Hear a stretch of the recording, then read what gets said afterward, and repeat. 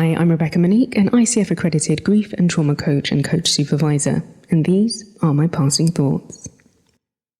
It's been almost a year and a half since season 1, and it's taken me forever and a day to get season 2 launched, but here we are. Welcome. If you're new here, I'm so glad that you found your way to this space. Season 1 was a series of 100 short, gentle episodes, each one offering a reflection prompt to help you pause, notice, and tend to your inner world. Season 2 will look and feel different. We're going deeper. Passing thoughts become doorways. We're opening them, and we're walking through. Slowly, intentionally, with care and curiosity.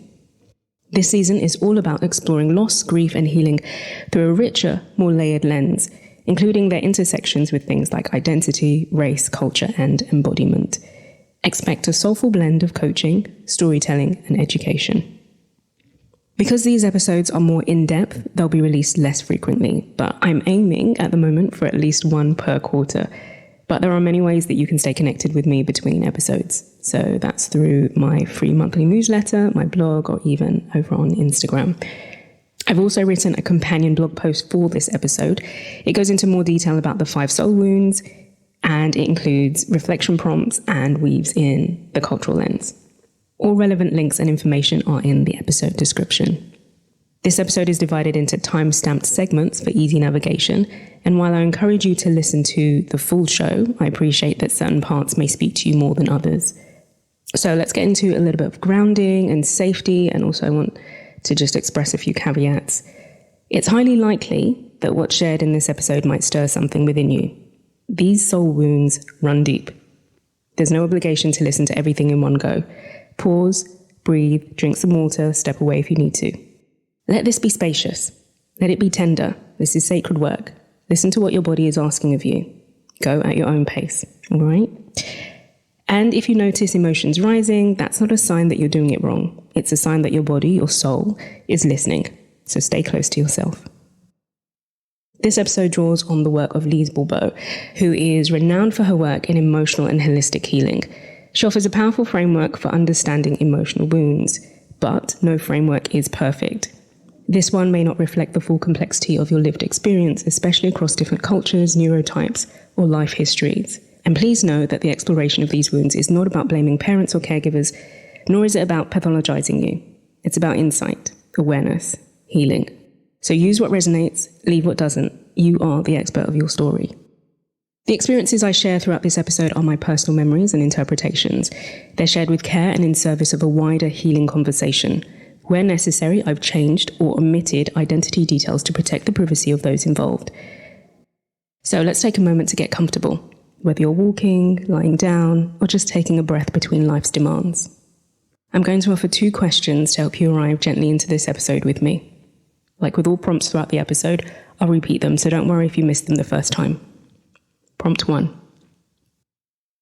What do I need to leave behind in this moment to show up fully here? What do I need to leave behind in this moment to show up fully here? Prompt 2. What intention do I want to hold while I move through this episode? What intention do I want to hold while I move through this episode? Let this episode be a soft place for your heart to land. Today, we're gently opening the door to something powerful, the connection between unhealed soul wounds and grief, where we dive into the profound territory of the 5 soul wounds, originally articulated by Lise Bourbeau in her book, Heal Your Wounds and Find Your True Self. I don't cover everything from Bourbeau's book here or in the blog, so I highly recommend reading it for yourself, especially if you want to identify and explore your core and dominant wounds more deeply. While these wounds aren't explicitly framed as grief in Bourbeau's work, I'll be exploring the powerful and often hidden ways that these wounds intersect with loss. And because grief isn't always about death, I'll explore the ways it's woven through many layers of life's invisible breaks and ruptures. And often, beneath our grief, lie emotional wounds, raw places formed in childhood that quietly shape the way that we protect ourselves, even decades later. In this exploration, I'll also bring in a cultural lens to illuminate how these wounds live and breathe differently across communities, especially for those of us navigating racial, gendered, and systemic oppression. This isn't just about individual healing. It's about recognizing collective pain, ancestral legacies, and the cultural contexts that shape our inner landscapes. So let's begin this journey of deep reflection, soulful inquiry, and courageous healing together. So I'll start with sharing my passing thoughts. I've got 5 for this episode. Number 1, these wounds are not life sentences. They're invitations to come home, to soften, to reclaim who you've always been. Number 2, grief isn't just about what we've lost. It's also about who we've had to become in order to be loved, accepted, or safe. Number 3, the masks we wear were once medicine. They helped us survive. But healing asks, is this mask still serving me, or is it suffocating me? Number 4, sometimes the wound isn't just yours. It's your mother's, your father's, your grandmother's, a cultural inheritance passed through silence and bone. Number 5, healing doesn't mean perfection. It means choosing curiosity over shame. It means asking, what does my body, my mind, my soul need today? I promise I'm not gatekeeping. The 5 soul wounds are by no means a secret, so I'm not going to drag it out. I'll tell you what they are. Bourbeau outlines 5 core wounds that arise in childhood. They are rejection, abandonment, humiliation, betrayal, and injustice. I'll say those again. Rejection, abandonment, humiliation, betrayal, and injustice. Now, many of us can relate to all 5. However, there's normally one core wound and probably 2 or 3 that feel dominant. Bourbeau describes 4 powerful stages that a child passes through before the wound forms. I want you to imagine these almost like 4 emotional thresholds. So stage 1 is the most sacred, the joy of being themselves. This is where the child is fully in their essence, radiant, whole, unfiltered. There's delight in their own being. They don't question if they're too much or not enough. They simply are, and that is joy. Stage 2 is the heartbreak, the pain of not being allowed to be themselves. This is when the environment usually unconsciously says no to who they are, maybe through punishment, ridicule, withdrawal of love, neglect, or being forced to comply. This is when the child first receives the message, I am not okay as I am. Stage 3 is the rupture. This is where you see rage and rebellion. This is the soul's protest. The child feels the injustice, and internally and externally, they rebel. This might show up as tantrums, withdrawal, silence, defiance, or all of the above. It's a desperate bid to reclaim their original wholeness. And then comes stage 4, the mask making. The child creates a new acceptable personality. This is where the wound solidifies. The child constructs a version of themselves that they believe will secure safety, love, and acceptance. They become who others need them to be, but not who they truly are. And that's where the mask is born. Not out of vanity, not out of deceit, but out of necessity. It's a survival adaptation. In some ways, it's a brilliant but heartbreaking form of protection. And many of us, especially those of us socialized in environments shaped by colonialism, racism, patriarchy, or other oppressive systems, had to start mask making very early. Take a breath. Each of these wounds stems from a moment or series of moments where a vital emotional need went unmet. So, to cope, we put on what she calls a mask, a psychological and behavioral defense strategy that protects the wound but distances us from our true self. These masks are the withdrawer for rejection, the dependent for abandonment, the masochist for humiliation, the controller for betrayal, and the rigid for injustice. I'll say those again. The withdrawer for rejection, the dependent for abandonment, the masochist for humiliation, the controller for betrayal, and the rigid for injustice. Even our bodies hold the imprint. Each wound expresses itself physically, for example, through posture, body shape, or muscular tension, because the body remembers what the mind forgets. And grief is never just about the present moment. It's layered, it echoes, it activates. Let's say you're grieving the end of a relationship.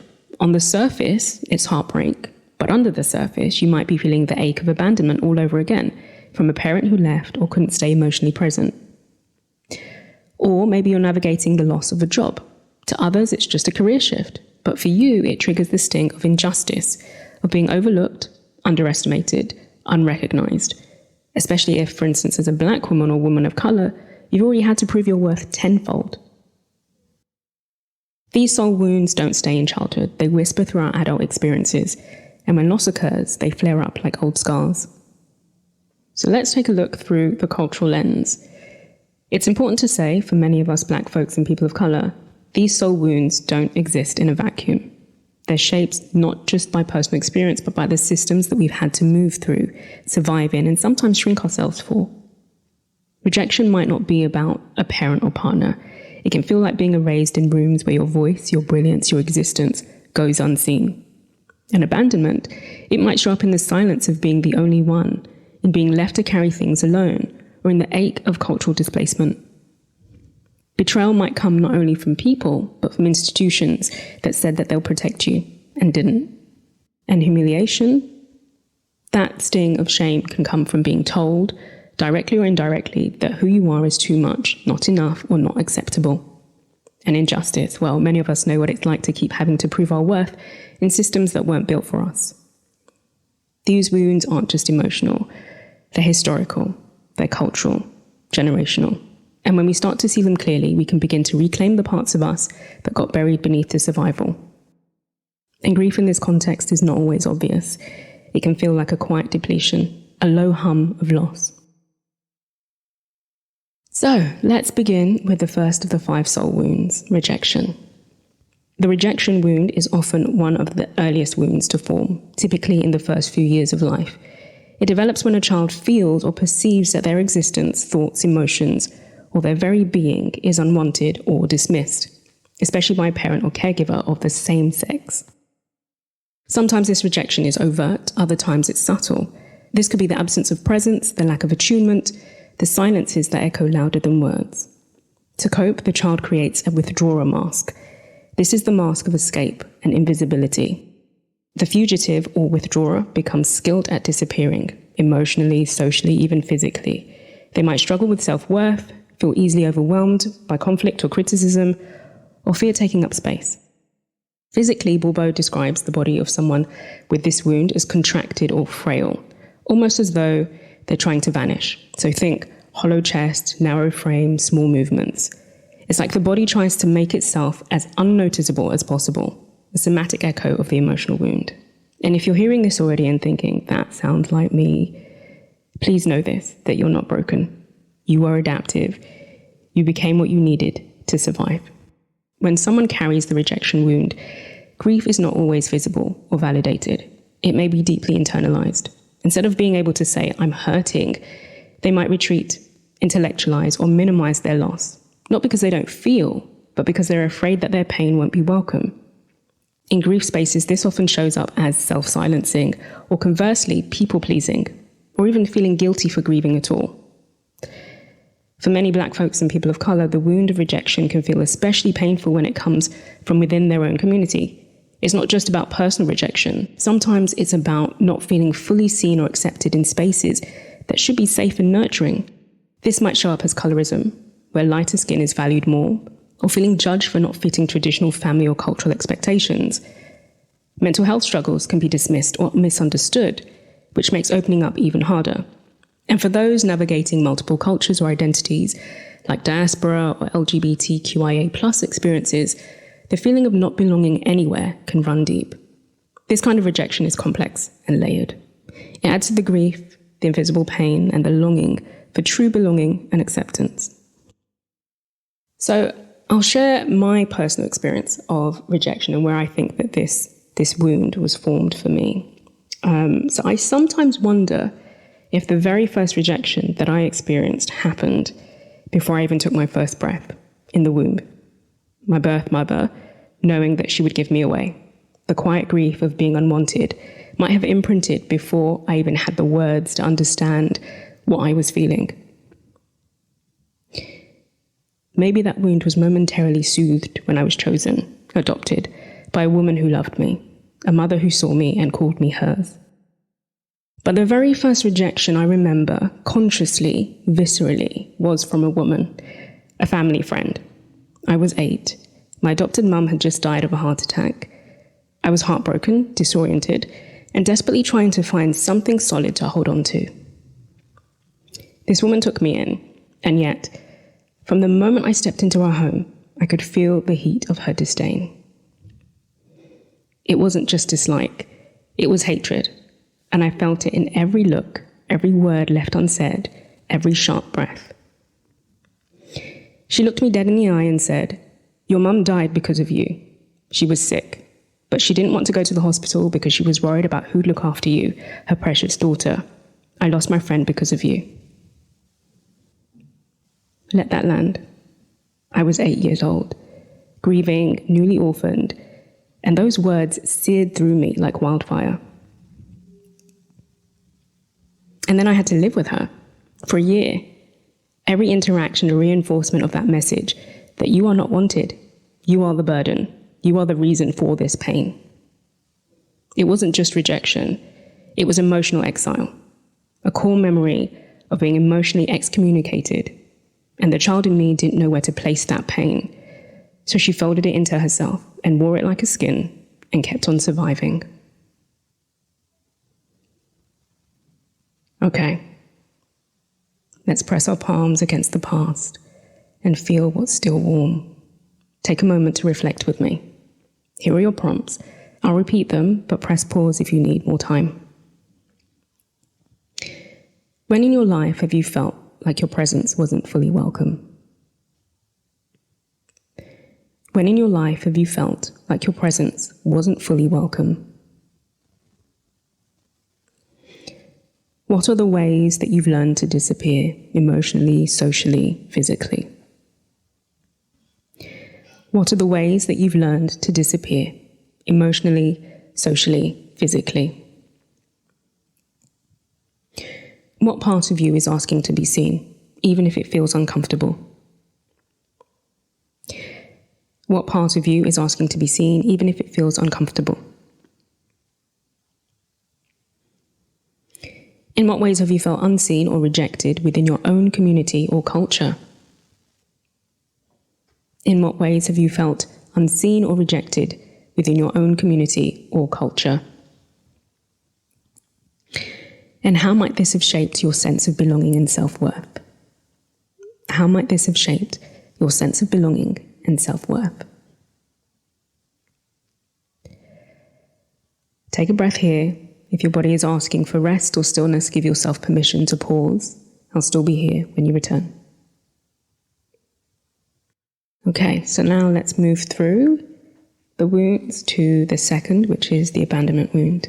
So, abandonment is the wound of feeling emotionally or physically left behind.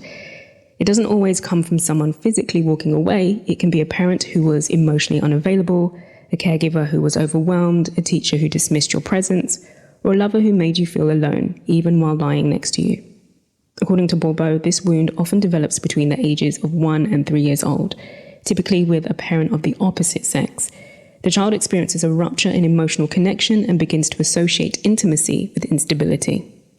To protect themselves from the ache of being left again, they develop the dependent mask, a personality that clings, pleases, or seeks constant reassurance.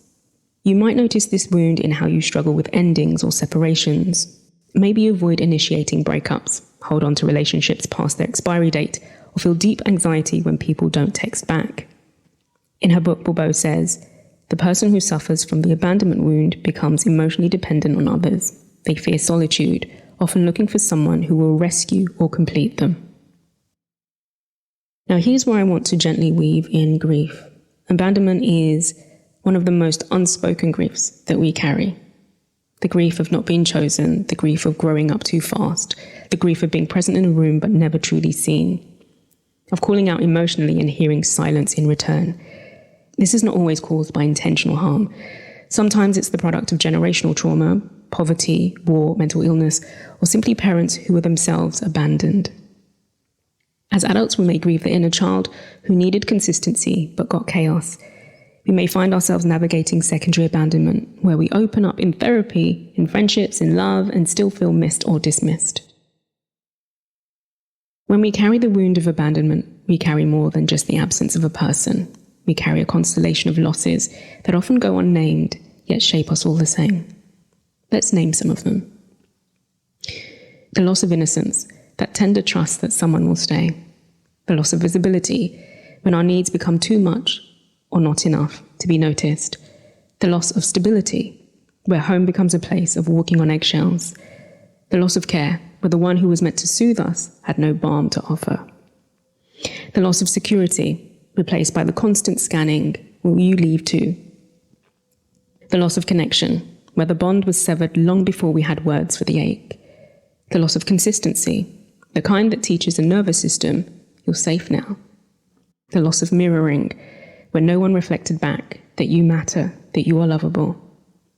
The loss of worth, because somewhere along the way we internalized, if they left, it must be me. The loss of belonging, where we were in the room but never felt rooted.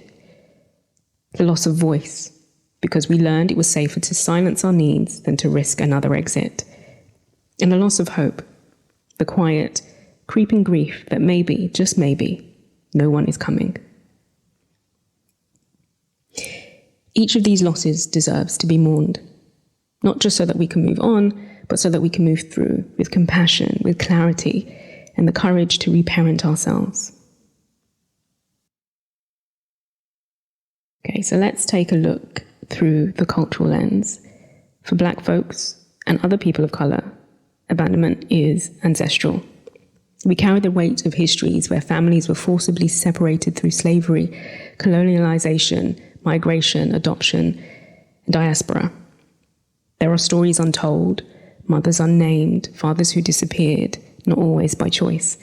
This legacy can shape a deep cellular fear. Will I be left again? Am I safe to attach?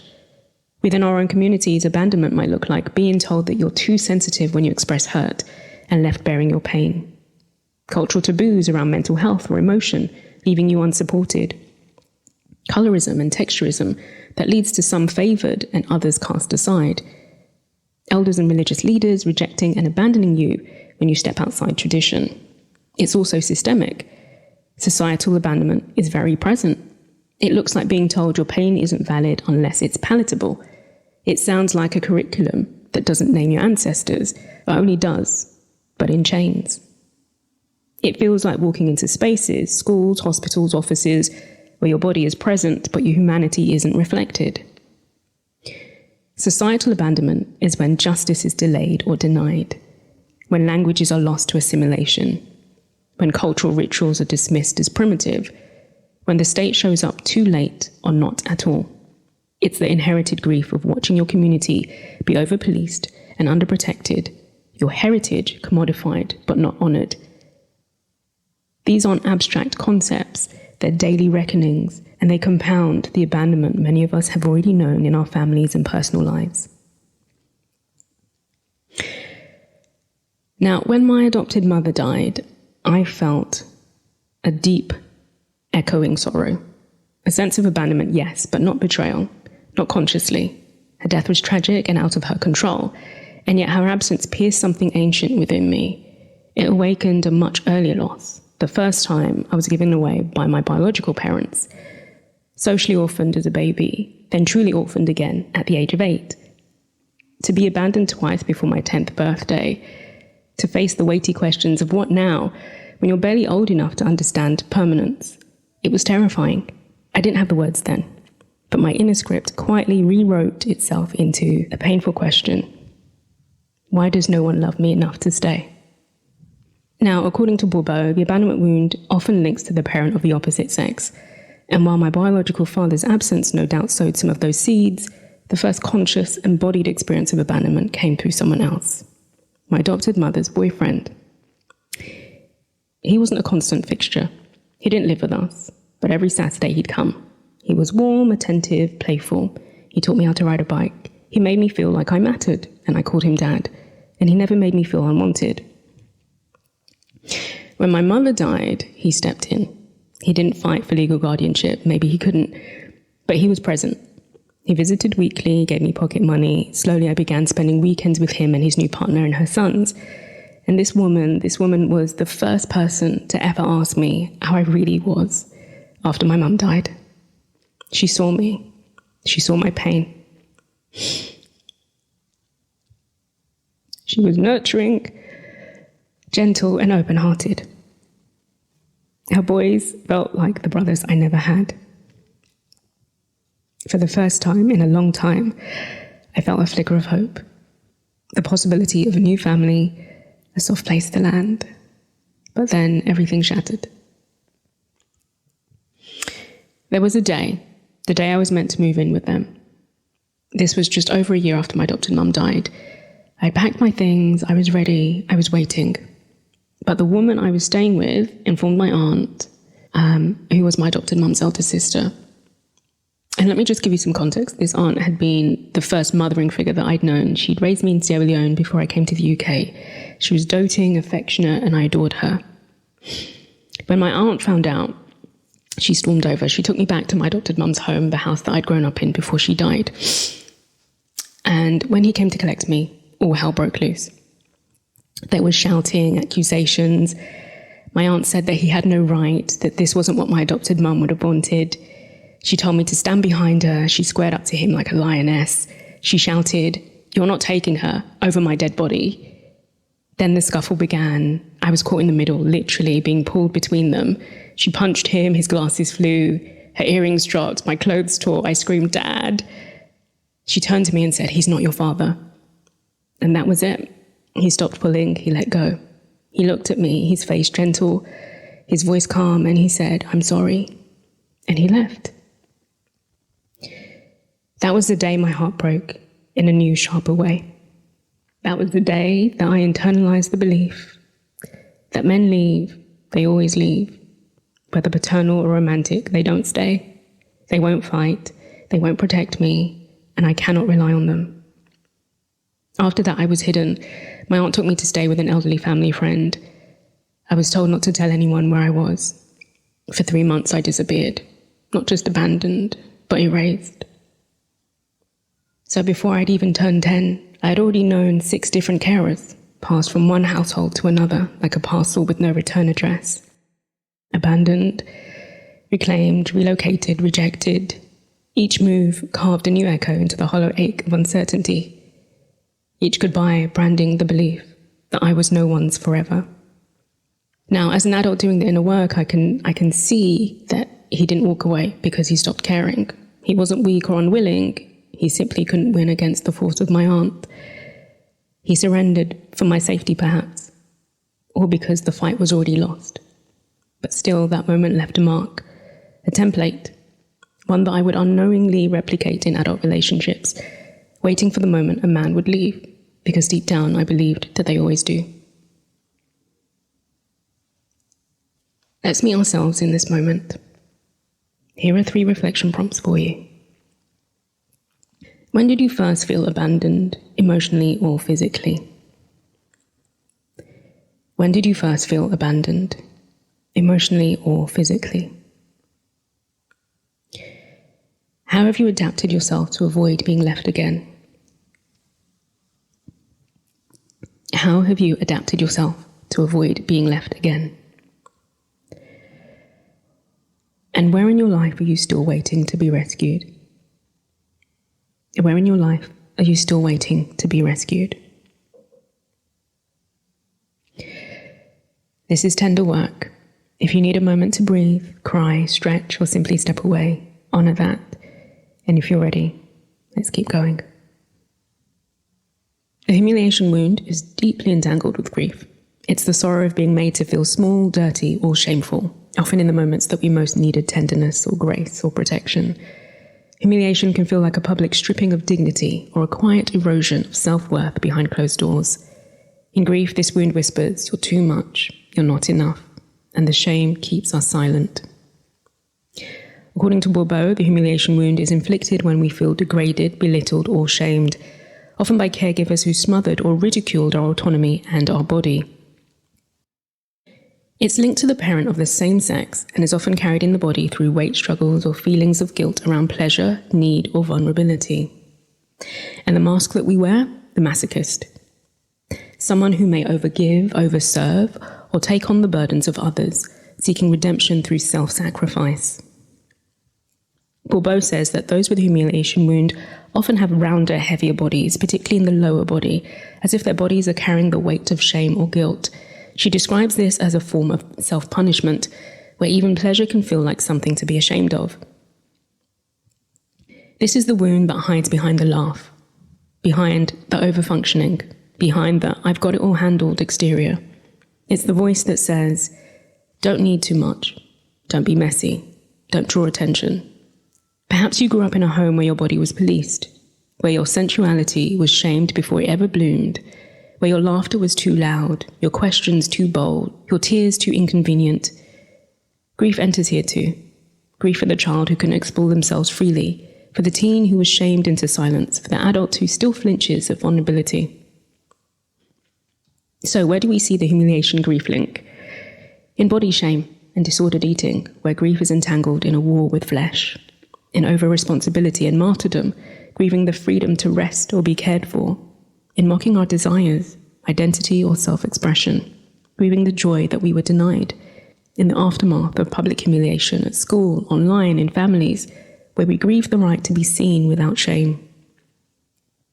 So let's talk not just about the personal sting of humiliation, but the cultural shape that it takes. The kind that lingers in the bones of Black and global majority communities. The kind that is inherited, disguised as discipline, embedded in survival strategies, and weaponized within systems that were never made for us to thrive. So with systemic humiliation, for example, from the moment of colonial conquest to the violence of transatlantic slavery and the ongoing trauma of institutional racism, humiliation has been used as a tool of control. It's deliberate, designed, and it runs deep. We're talking about public dehumanization, our bodies policed, our voices muted, our emotions dismissed, our hair, our names, our languages scrutinized. It's our girls and our women being hypersexualized, exoticized, and simultaneously shamed for our bodies or emotional expression. Humiliation is too often inherited. It's being praised for resilience while being denied softness. You know it. It's the "you're so articulate" microaggressions, the "where are you really from" curiosities that are anything but innocent. The pressure to code switch, to suppress your dialect, to polish your English, to present a curated, palatable self. And the ache of not seeing yourself in leadership, in history books, in media, except as a stereotype or as a token. All of this is a form of systemic humiliation. It whispers, then it shouts. You don't belong here. You're too much. You're not enough. It creates chronic shame, internalized inferiority, and a grief so subtle and so constant that we almost forget what it feels like to be fully unapologetically seen. And then there's intergenerational humiliation, the humiliation that gets passed down, not because our parents or caregivers are cruel, but because they were humiliated too, because they survived things that they could never speak of. We call it tough love, but often it's inherited shame. For many of us, this looked like being raised with harshness, not because they didn't love us, but because they thought it would prepare us for a harsh world. I have to be tough on you so that the world doesn't break you. It looked like being disciplined in public to show others that our family had standards, that we were respectable, that we knew our place. It looked like being shamed for our bodies, our clothes, our desires. It looked like hearing messages about our skin being too dark, our hair being too nappy, reverberations of colonial lies still alive in our homes. And this was so normalized, so wrapped up in culture that we didn't always have the language to call it what it was. And here's where it gets even more tender. Sometimes the most painful humiliation didn't come from outside, it came from our own communities. From the auntie who said you were too fat, from the uncle who mocked your dreams, from the cousins who said you were too white, too weird, too quiet, from the community that policed your joy, your softness, your creativity, for being told you think you're better for aspiring to more, or you're not black enough because you didn't conform to a narrow idea of what that meant, for being shamed for asking questions, for being sensitive, for wanting to be loved, from being told culture comes before you, and knowing that that meant that you had to disappear a little or a lot. This is humiliation too. And it creates an emotional homelessness, a feeling of not quite belonging anywhere, not with the mainstream and not always within our own. It's tender terrain, but naming it, in holding it with care, we begin to unshame the wound. We begin to remember we're not too much, we're not too sensitive, we're not the problem. We must grieve the internalized shame, the stereotypes that we swallowed, the times that we were told that our beauty or our brilliance was too much. We are worthy of dignity, of softness, of being held, always. So, as you know, after my adopted mum died, I was sent to live with a woman who had befriended her, a West African family of 5. They were a married couple with 3 daughters in their early to mid-teens. From being an only child in a quiet home of 2 to a crowded house where privacy dissolved into thin air, my life changed overnight. There was no space of my own, not even within myself. This woman would sit across the room, glaring, and I don't mean glance, I mean a full silent minute of burning eyes on my body. And if I dared to meet her gaze, her voice would erupt. "What are you looking at? Don't look at me. How dare you look me in the eye? That's disrespectful." The room would go silent, then the others would turn and stare. And I became the spectacle. I became the girl whose existence was an offense. "Oh, you think you're pretty?" she once scoffed, eyes scanning my face with disgust. Then she'd say something in her native tongue, words that I couldn't understand, but I felt all the same. Laughter, stares, isolation. Though we were all from the same part of the world, I was othered, made to feel that Sierra Leone was lesser, that I was lesser. My body became her battlefield. "Don't swing your legs. Don't sit like that. Don't wear that. In other words, don't be visible. Don't take up space." And when I cried because I was 8 and grief was howling through my bones, she'd snap. "Why are you crying? What are you crying for? Go upstairs if you're going to cry. I didn't say anything bad enough to you to make you cry." Even pain had to be hidden. Even sorrow wasn't allowed a voice. She did our hair, all the girls, and mine. And if you know, black girls' hair, the tenderness of our scalps. But she made no effort to be gentle. And I remember once crying as she tugged the comb through my hair. And then she gripped it tighter and snarled, "Let me show you how I could comb your hair if I wanted to make you cry. But I don't, so stop crying." Saturday mornings were for chores. And I didn't sweep properly. She laughed. "What, you don't know how to sweep? Was your mum so soft that she never made you clean?" I was 8, and every word felt as though she was peeling the skin off my childhood. And she once told me, "I'm doing this for your mum, not for you." She said it plainly in front of everyone. She was being paid to care for me, but she made sure that I knew that it was a favour, a burden that she begrudgingly carried. There's a particular grief that comes when care is coated in resentment, when love is withheld, but the obligation is performed like theatre. You learn to shrink so you don't tip the balance. I grieved more than just my mother in that house. I grieved my body autonomy. Every single part of me was policed and criticised. I grieved my emotional freedom, so tears were seen as weakness, as insult. I grieved compassion, comfort, and the sacred right to simply be a child. I grieved safety, choice, dignity. I grieved wonder, the kind of wonder that a child is supposed to wake up with. And like many griefs, it didn't end in childhood. That humiliation shaped the adult I became. The one who never asked for help, afraid it would make me feel indebted. The one who moved quietly, too afraid that my body might offend.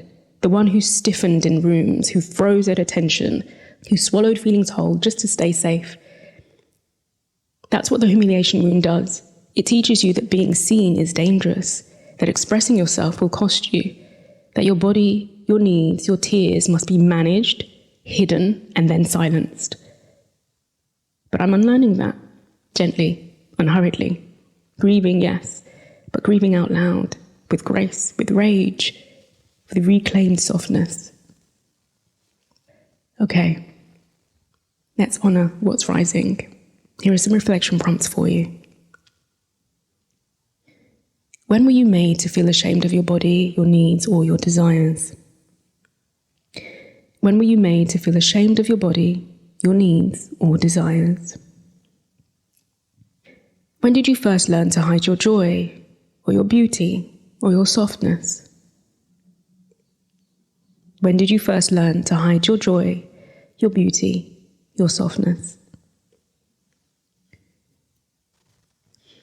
What parts of yourself have you hidden because of past humiliation? What parts of yourself have you hidden because of past humiliation? When have there been moments where someone from your own community humiliated you in the name of love or discipline? When have there been moments where someone from your own community humiliated you in the name of love or discipline? What parts of yourself did you have to shrink to stay safe or accepted? What parts of yourself did you have to shrink to stay safe or accepted? How can you begin to reclaim your dignity, your joy, your unapologetic presence? How can you begin to reclaim your dignity, your joy, your unapologetic presence? Your nervous system is wise. If it's whispering for a break, heed its call. If you feel steady enough, we'll move gently forward. The betrayal wound originates between the ages of 2 and 4, often in relationship to a parent of the opposite sex.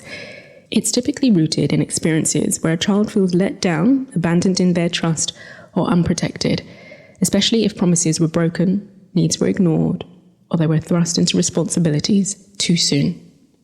The mask associated with the betrayal wound is the controller. This mask forms as a protective layer.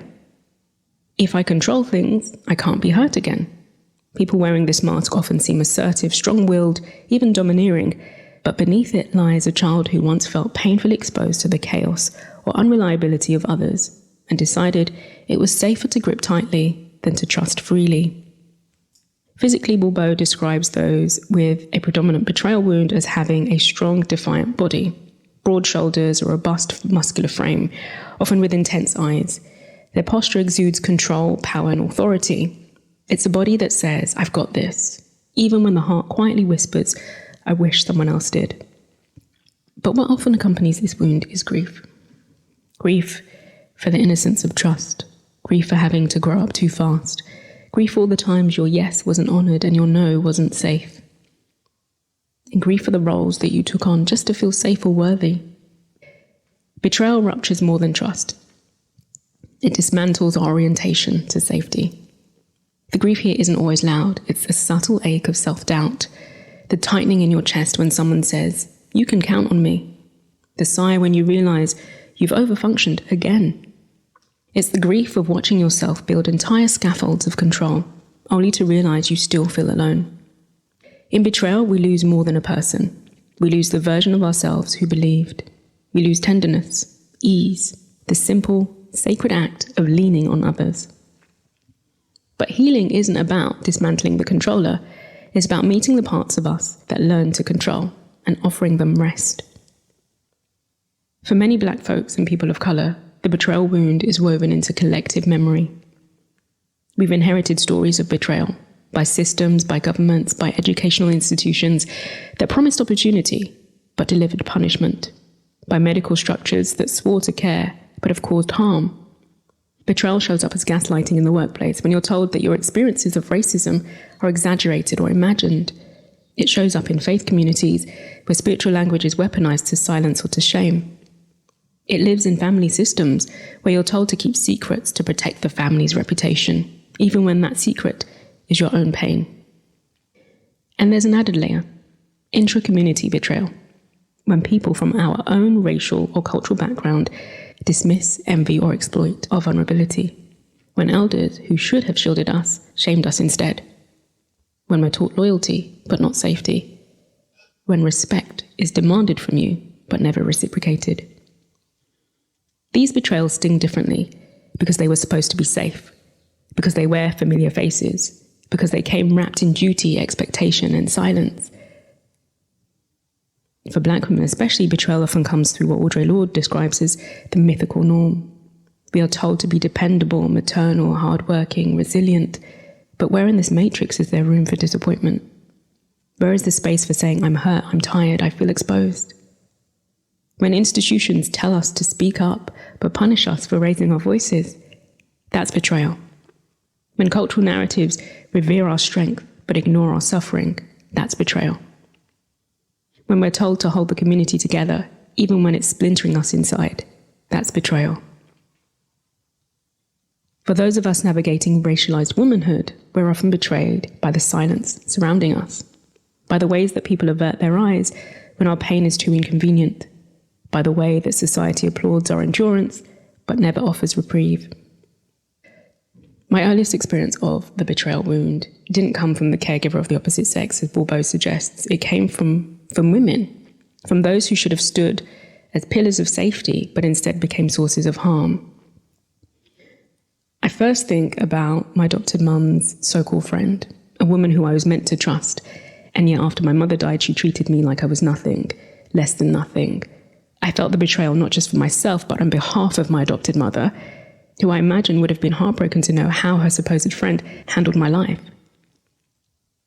This woman, rather than lifting me towards a stable future, criminalized the man who wanted to care for me, my mum's boyfriend. She twisted love into suspicion, hope into danger.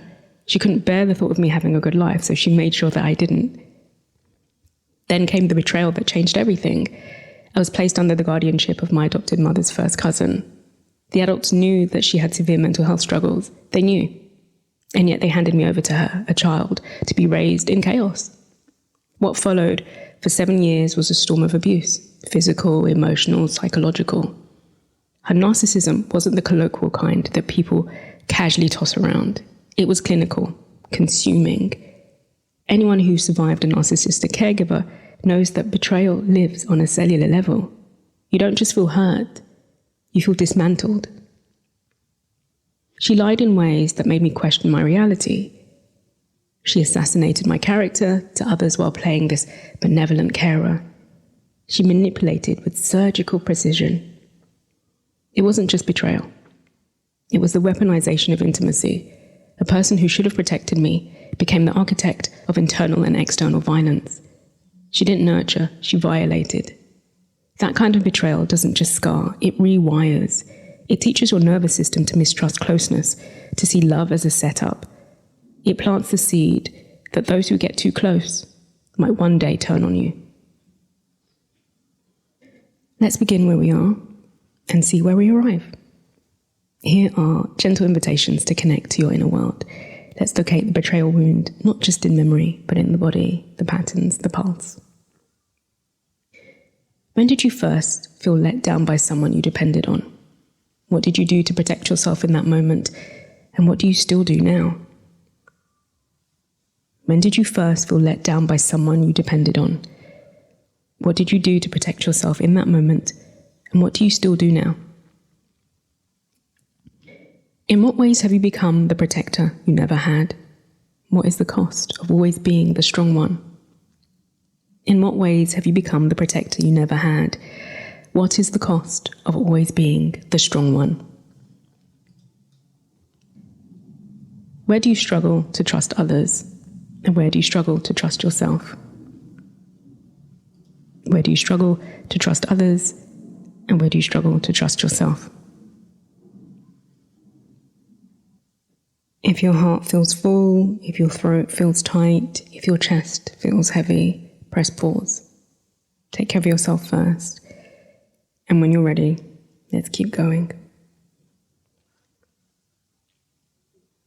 The injustice wound is a deep simmering ache born from a sense that the world is unfair, that life has dealt you a hand weighted with imbalance, cruelty, or neglect. This wound carries the pain of unfair treatment, inequality, and the frustration of being misunderstood or dismissed, often linked to systemic forces like racism, sexism, or classism. It's a wound that feels like the scales of life are tipped against you, and it can leave you feeling powerless, angry, or profoundly disillusioned. People with this wound often wear the mask of righteous anger or indignation, fiercely principled, uncompromising in their sense of fairness.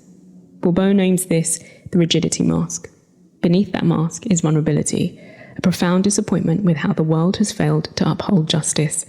Sometimes this can look like stubbornness or an inability to forgive, but it's really about a heart deeply wounded by injustice. The body holds this wound in tense shoulders, a clenched jaw, chronic stress or inflammation, physical echoes of the fight to stay upright, a fight back against unfairness. It can manifest as migraines, digestive issues, or a heavy chest, like carrying injustice in our very bones. For people from marginalized communities, This wound is often magnified and made more complex by systemic oppression and historical trauma. The injustice isn't just personal, but collective, experienced through racism, colonialism, gender violence, or economic disenfranchisement. This cultural layer means grief related to injustice is not only about personal loss, but also about the loss of safety, dignity, identity, and belonging. The wound is cyclical, passed through generations, making healing both deeply personal and politically charged. For example, Black women navigating intersecting oppressions may face compounded losses, not only losing loved ones, but also opportunities curtailed by racial discrimination, cultural erasure, and social invisibility. Grief and the injustice wound often intertwine because loss can feel deeply unfair, whether it's the death of a loved one, the loss of opportunities, or dignity. When grief is compounded by injustice, the pain can deepen, sometimes turning to bitterness, despair, or paralysis. For those living with systemic discrimination, this isn't an isolated wound, but a chronic state, making healing a complex journey that requires acknowledging both personal and collective grief. Let's name the secondary losses associated with the injustice wound. Loss of trust in institutions, the legal system, healthcare, education, loss of safety or a sense of home in one's community, loss of cultural heritage or language through forced assimilation, loss of career or economic opportunities due to discrimination, loss of self-worth or identity due to internalized oppression, loss of relationships or community due to social stigma around speaking out. For me, the injustice wound wasn't born in a single moment. It took root early, layered and loud, forming not through answers, but through questions that echo through the bones of a child trying to make sense of turmoil. Why me? Why didn't my biological parents want me? Why was I left behind before I even had a chance to arrive? Why don't I have loving, consistent caregivers like other children seem to? Why does nobody stay? Why does no one love me enough to fight for me, to keep me, to see me through? Why is no one looking out for me? Why is no one coming? Why did I have to survive all that abuse, the physical abuse, the emotional abuse, the spiritual abuse, and still be expected to perform, to behave, to succeed? Why does life seem to hand me tragedy after tragedy, like grief is stitched into the lining of my existence? This isn't just unfair, it's soul-fracturing, it's relentless. The injustice wound for me isn't just about isolated, unfair events. It's about being forced to grow up in a world that felt indifferent to my suffering. It's about innocence stolen without apology, about systems that failed, adults that watched and stayed silent, about a child who was constantly overlooked and still somehow expected to be grateful. And the secondary losses were countless. The loss of trust in adults, the loss of my right to a soft childhood, the loss of being believed, the loss of feeling chosen, wanted, safeguarded, the loss of fairness itself. Injustice taught me to be hypervigilant, to anticipate harm, to perform perfection as a shield. And maybe most painfully, it taught me that being a good girl, a strong girl, a resilient girl, didn't guarantee safety or success. And that betrayal of goodness, that's an injustice all of its own. So, let's gather the fragments and listen in. Because the injustice wound reaches into both our personal ache and our cultural inheritance, here I'm offering more prompts, 7 to be exact, for deeper reflection. Where in your life do you feel the deepest sense of injustice? Where in your life do you feel the deepest sense of injustice? How has your wound shaped your relationship with loss and grief? How has this wound shaped your relationship with loss and grief? Does it harden you, numb you, awaken you, sharpen your empathy? In what ways has cultural or systemic injustice impacted your experience of loss? In what ways has cultural or systemic injustice impacted your experience of loss?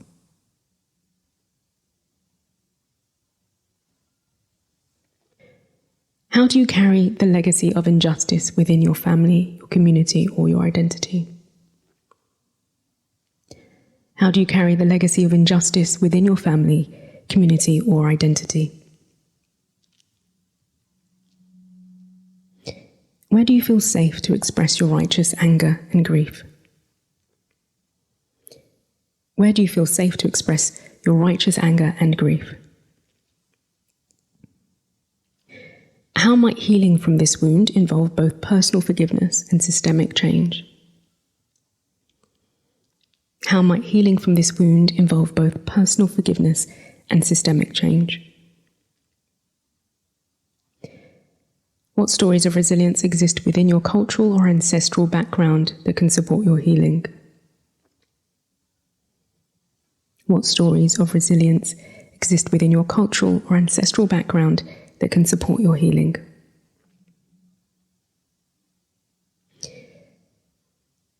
Your grief, your body, your breath, they all get a say.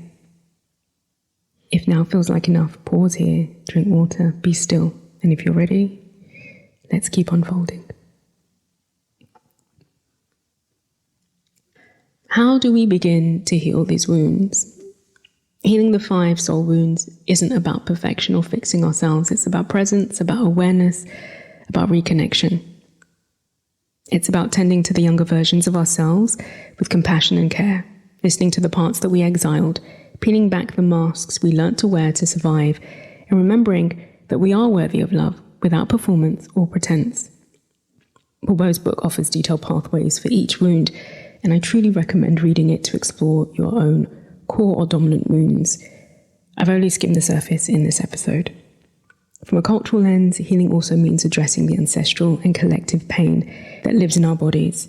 It means naming what was erased, reclaiming what was silenced, and choosing softness in cultures that demanded we be strong. It means pleasure as protest, rest as resistance, boundaries as birthrights. If you're wondering where to start, here are 5 reflection prompts to sit compassionately with. What am I still carrying that doesn't belong to me? What am I still carrying that doesn't belong to me? What main mask did I wear to be accepted, and what did it cost me? What main mask did I wear to be accepted, and what did it cost me? How did my culture or upbringing shape the way I respond to pain? How did my culture or upbringing shape the way that I respond to pain? Where in my life can I create more space for rest, softness, and truth? Where in my life can I create more space for rest, softness, and truth? What would healing look like if I weren't doing it alone, but alongside my ancestors, community, and future generations? What would healing look like if I weren't doing it alone, but alongside my ancestors, community, and future generations?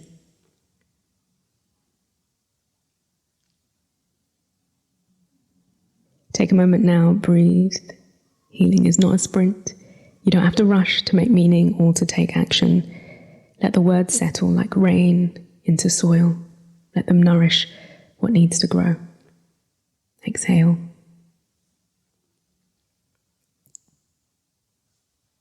Now we come to a very special part of the show that I'm calling the Tender Ask. This is where a listener's question takes center stage and I offer a response rooted in love, wisdom, and gentle guidance. It's a space of care and reflection where no question is too small or too big, and every heart is held with kindness. As this is the first in the series, this episode's Tender Ask comes from a question that I hear often in my practice, and that question is, how can I tell when I'm having a trauma response versus when I'm not? And this is such an important question. Many people on the healing path, myself included, wrestle with the difference between a trauma response and simply feeling uncomfortable, emotionally activated, or even violated in the present moment. Clinically, when we talk about trauma responses, we're really looking at a spectrum of survival adaptations. These are patterns that are rooted in our nervous system survival wiring, often stemming from a past experience where we felt unsafe, overwhelmed, or powerless. These responses can show up as fight, flight, freeze, fawn, or dissociation. Each has its own shape, rhythm, and root. Some are more bodily, some are more behavioral, and some, like dissociation, are both neurological and psychological. And they're usually disproportionate to the present moment because the body is responding as if the past is happening again. Let's take the word trigger. In clinical psychology, a trigger refers to a stimulus, often sensory, that causes a sudden onset or spike in symptoms associated with PTSD or complex trauma. This might include flashbacks, dissociation, hypervigilance, or panic. It's not simply feeling annoyed or uncomfortable. It's your system reliving something that it didn't get to safely process at the time. So in pop psychology or social media spaces, triggered has often been diluted to mean something that made me feel awkward, upset, or mildly distressed. And while discomfort is worth naming, it's important not to collapse it into trauma lexicon. Doing so can unintentionally minimize the experiences of those living with real trauma, and it can also muddy your own clarity around what's actually happening in your body. Here are 2 quick comparisons to help differentiate. A trauma response looks like this. So you meet someone who raises their voice slightly, your heart races, your vision narrows, you feel dizzy, and you can't concentrate. You later realize they reminded you, maybe unconsciously, of an abusive caregiver or a violent memory. An in-the-moment violation looks like this. Someone raises their voice at you aggressively in the present moment. You feel hurt. A boundary may have been crossed, or maybe you're angry. You're responding to the event, not reliving a past trauma, but experiencing a present one that warrants action, maybe some protection, and perhaps even reflection. From a cultural lens, particularly for racialized bodies, we often walk around with complex inherited grief and hypervigilance. Our systems might be chronically activated, not because we're broken or overly sensitive, but because we're navigating environments that were never built for our thriving. So sometimes it's both a trauma response and a present violation. It's not always either or. It can be both and. And that's part of the work. Building the awareness to pause and ask, is this about now or then or both? I want to stress that this isn't a complete or clinical assessment. I'm offering a general reflection, not a diagnosis. So if you're feeling unsure, this is where working with a trauma-informed therapist, a coach or clinician can be really helpful. Hold yourself with compassion, not scrutiny. You don't have to get it perfect. Just keep being curious, keep being kind, and open to your body's wisdom. Okay, so now we're entering the part of the episode that I call 10 Truths Told. This is where I read 10 listener-submitted truths from a sentence stem. These are quiet declarations, pieces of wisdom, moments of tenderness and insight shared from the hearts of this community. There's something deeply healing in hearing others put words to what we felt, but maybe never spoken. For this episode, as it's the first in the series, I asked 10 clients, past and present, to complete the following sentence stem. A piece of advice I'd give the version of myself at the beginning of my healing journey is... What follows are their responses, offered with love, tenderness, and truth. All responses have been shared with permission and will remain anonymous in this instance. As you listen, see which words echo in your body, which ones stir something within you. Let's honor their wisdom. Let's begin. A piece of advice I'd give the version of myself at the beginning of my healing journey is... Truth number 1. It's okay if you don't have all the answers yet. Just take it one day at a time. Truth number 2, you don't have to be strong all the time. Let people in, let them help. Truth number 3, you're allowed to feel angry, sad, confused. Whatever you're feeling is valid. Truth number 4, not everyone will get it, and that's fine. Find the people who do. Truth number 5, rest isn't laziness, it's necessary. Truth number 6, you're not failing at healing if you're still hurting. It's not a straight line. Truth number 7, trust your body's wisdom, even when your mind is full of noise. Truth number 8, speak up sooner. Your voice matters more than you realize. Truth number 9, you will laugh again, dance again, and feel light again, even if you don't believe it yet. And truth number 10, you'll grow into someone who feels safe in their own skin. It just takes time. And for the next episode, if you'd like to be part of the 10 Truths Told segment, here's a sentence stem I'm inviting you to complete.